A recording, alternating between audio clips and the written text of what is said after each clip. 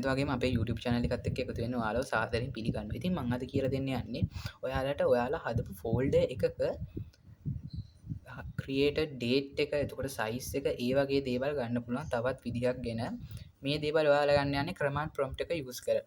ඉතින් සාමාන්‍යයෙන් අපි බලන්නේ දැන් මේගොල්ලෝ මවුස් පොයින්ටර් එක තියන් හිටියත් මගේ නම් පෙන්නනවා ක්‍රියේටඩ් ඩේට් එක සයිස් එක ඒ ෆෝල්ඩර් සයිස් ඒ ඔක්කොම ටික පෙන්නනවා.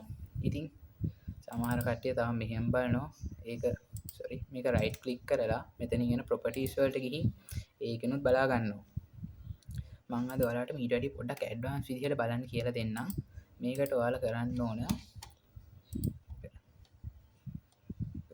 දාගමු. ඔයාලා ඕපන් කරන්න ඕන සර්ච් බාර් එකේ cmd කියලා ගහලා කමාන්ඩ් ප්‍රොම්ප්ට් එක තියෙනවා. මෙතන මම ඒක ඕපන් කර ගන්නවා. පැත්තට දාගත්තා. මේක පැත්ත පොඩ්ඩක් මාරු කරගමු. මේ අර මෙහෙම තියෙන එක ලේසි. දැන් අපි ඉන්නේ මම ඔයාලට මේක මුලට ඇවිල්ලා පෙන්නනවා. දැන් අපි ඉන්නේ local disk C එකේ. මෙතන local disk C එකේ users කියලා එකක් තියෙනවලු. මේක ඇතුලේ users කියලා folder එකක් තියෙනවා. ඒ folder එක ඇතුලේ yn කියලා එකක් තියෙනවා. yn කියලා folder එකක් තියෙනවා.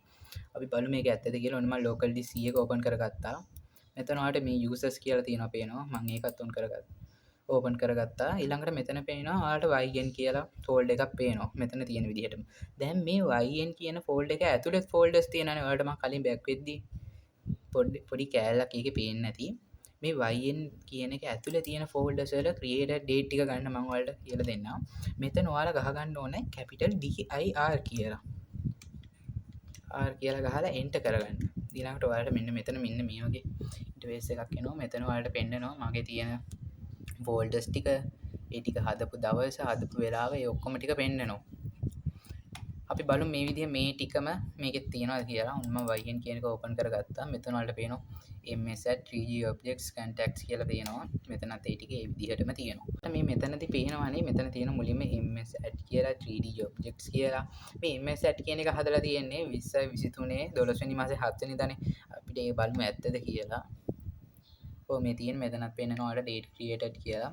ඒක ඇතුලේ මොකුත් නැහැ. ඒකයි මේ empty folder කියලා යටින් පෙන්නන්නේ. මේ බලන්න open කරලා මොනවත් නැහැනේ. ඒක තමයි පෙන්නන්නේ. ඇත්තටම මේකේ තව වැඩ කැලි තියෙනවා. ඔයාලට පුළුවන් මේක ඇතුලේ තව folders හදන්න මේ command prompt එක use කරලා මම ඒ ටික ඉස්සරහ වීඩියෝ එකකින් ගේන්නම්. ඉතින් වෙනද වගේම කියන්න තියෙන අපේ channel එක හොඳයි නේ subscribe කරලා comment එකක් දාන්න.